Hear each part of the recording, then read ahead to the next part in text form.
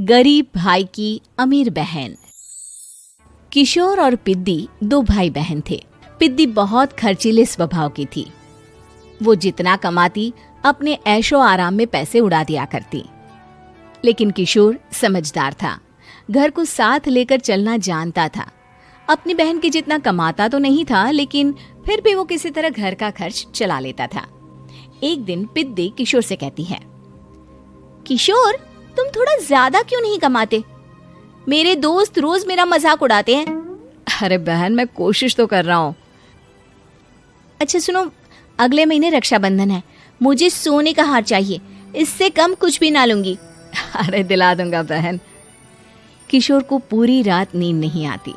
उसके दिमाग में बस ये चल रहा था कि उसकी माली हालत इतनी बिगड़ चुकी है, अब वो सोने का हार कहाँ से लाएगा। अगले दिन किशोर सुबह सुबह घर से ये बोलकर निकल गया कि पिद्दी, मैं गांव से बाहर जा रहा हूँ, कुछ दिन घर नहीं आऊंगा। किशोर ने अपने काम के साथ साथ फेरी में कपड़े बेचने भी शुरू कर दिए, जिससे वो ज्यादा से ज्यादा पैसे कमा सके। रात में वो एक बिल्डिंग की चौकीदारी भी करने लगा। अपने काम से थोड़ा बहुत समय निकालकर बस कुछ घंटे की नींद ले पाता था। और कब वो कुछ दिन एक महीने में बदल गए और रक्षाबंधन भी आ गया, पता ही नहीं चला। लेकिन किशोर अभी तक घर वापस नहीं लौटा। जहां वो काम करता था, पिद्दी के नाम का गुल्लक रखा हुआ था। किशोर ने उस गुल्लक को फोड़ा और सारे पैसे इकट्ठा करके एक सोने का हार खरीद लिया। घर में पिद्दी किशोर का इंतजार कर रही थी। तभी किशोर आता है। कहाँ चले गए थे? 4 दिन का कहा था और 1 महीने से पता नहीं कहाँ गायब हो गए थे। मैंने बस एक हार मांगा था और तुमने तो घर ही छोड़ दिया। अरे मुझे थोड़ा काम मिल गया था। कुछ नहीं, सब समझती हूँ, बहाने थे तुम्हारे। अपनी बहन के लिए इतना भी नहीं कर सकते, कैसे भाई हो? चलो यहाँ बैठो, राखी बांधती हूँ। पिद्दी ने किशोर को राखी बांधी। वैसे ही किशोर ने अपनी बहन के हाथ में सोने का हार रख दिया। उसकी खुशी का कोई ठिकाना नहीं था। वो मिठाई खिलाए बिना ही नेकलेस लेकर चली गई और शीशे के सामने अपने गले में हार रखकर देखने लगी। किशोर ने लड्डू उठाया और खुद ही खा लिया। ऐसे कई साल गुजर गए। एक दिन पिद्दी की नौकरी छूट गई। अब वो पूरी तरह किशोर पर डिपेंड हो गई थी। आए दिन किशोर को अपने महंगे महंगे शौक गिनाकर उससे पैसे मांगा करती थी। किशोर, कुछ पैसे देना, मुझे पार्लर जाना है। किशोर बिना कुछ बोले उसे पैसे दे देता। ये क्या, 500? अरे इतने में तो मुझे पार्लर में एंट्री मिलेगी बस। अच्छा, देता हूँ ना ज्यादा। अरे कैसे भाई हो, अपनी बहन के लिए इतना भी नहीं कर सकते। किशोर ने जेब से 2000 का नोट निकाला और उसे दे दिया। किशोर गरीबी में रह लेता था, लेकिन अपनी बहन को कभी कोई कमी नहीं होने देता था। बेटा, पिद्दी तुम्हारी बहन है, उसे कभी किसी चीज की कमी मत होने देना और उसका ध्यान रखना, क्योंकि भाई का फर्ज होता है अपनी बहन का ध्यान रखना। किशोर ने माँ की कही ये बात हमेशा के लिए याद कर ली थी। शायद माँ की इसी बात की वजह से किशोर पिद्दी की हर जिद पूरी करता चला आ रहा था। किशोर, आज मैं अपने दोस्तों के साथ पार्टी करने जा रही हूँ, मुझे कुछ पैसे दो ना। किशोर पिद्दी को समझाता है, लेकिन पिद्दी नाराज होकर चली गई और अपने कमरे में सुबक सुबक कर रोने लगी। किशोर अपनी जेब से कुछ पैसे निकालता है और पिद्दी को दे देता है। किशोर खुद कभी अच्छे कपड़े नहीं पहनता, लेकिन पिद्दी को राजकुमारी की तरह रखता। पिद्दी के जाने के बाद किशोर अपने काम पर निकल गया। एक तरफ पिद्दी अपने दोस्तों के साथ मस्ती कर रही थी, तो वहीं दूसरी तरफ किशोर पैसे कमाने के लिए कड़ी मेहनत कर रहा था। कुछ और दिन ऐसे ही बीत गए। एक दिन पिद्दी एक लड़के को लेकर घर आई और उसे किशोर से मिलवाया।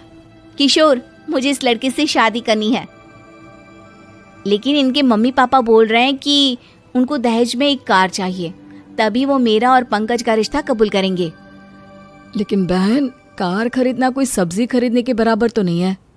अरे कैसे भाई हो तुम, अपनी बहन के लिए इतना नहीं कर सकते?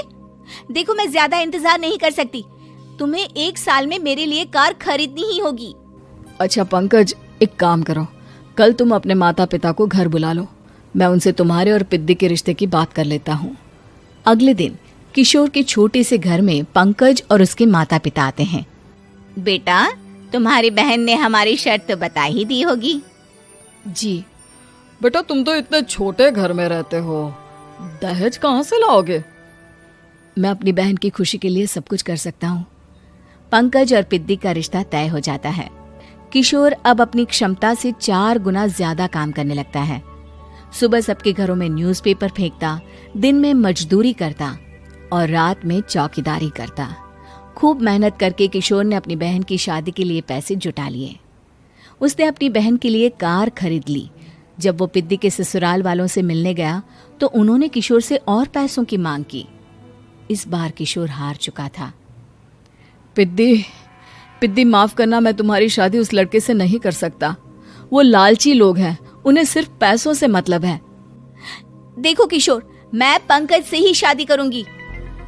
क्योंकि पिद्दी ने तो किशोर की बात न मानने की जैसे कसम खा रखी थी। किशोर ने पंकज को घर बुलाया। पंकज, तुम अपने माता पिता को समझाते क्यों नहीं हो? भैया, वो हमारी शादी के लिए मान गए, मेरे लिए तो यही बहुत बड़ी बात है। हम एक काम कर सकते हैं, दहेज की रकम में से कुछ पैसे मैं आपको दे देता हूँ। अरे लेकिन समाज वाले क्या कहेंगे? अरे जब दुनिया को पता चलेगा तब ना। अच्छा, कुछ पैसे मैं अपने मालिक से कर्ज में ले लेता हूँ। कुछ पैसे पंकज देता है, कुछ वो कर्जा लेता है और अपनी उम्र भर की कमाई वो अपनी बहन की शादी में लगा देता है। आखिर में पंकज और पिद्दी की शादी हो जाती है। पिद्दी की विदाई के बाद किशोर बिल्कुल अकेला पड़ जाता है। अब उसका कमाने में भी मन नहीं लगता। उधारी वाले रोज घर में आकर बैठ जाते हैं। अरे किशोर, अब तो पिद्दी की शादी को 5 साल हो गए, अब तो हमारा पैसा लौटा दो। चाचा, पिद्दी के जाने के बाद किसी भी काम में मन नहीं लगता। अरे तो हमारा पैसा कैसे वापस मिलेगा? जी, कुछ करता हूँ मैं। किशोर के ऊपर बहुत सा कर्जा चढ़ गया था, इसलिए उसने तय किया कि वो ये घर बेचकर सबके पैसे लौटा देगा। अगली सुबह शहर के किसी साहूकार को उसने अपना घर बेच दिया और सबके पैसे लौटा के वो गांव छोड़कर चला गया। पिद्दी ने शादी के बाद कभी अपने भाई का हाल तक नहीं पूछा। किशोर को फर्क नहीं पड़ता था, बस ससुराल में उसकी बहन खुश है ये जानकर उसे खुद की खुशी मिलती थी और ये सोचकर कि उसने माँ से किया हुआ वादा पूरा कर दिया।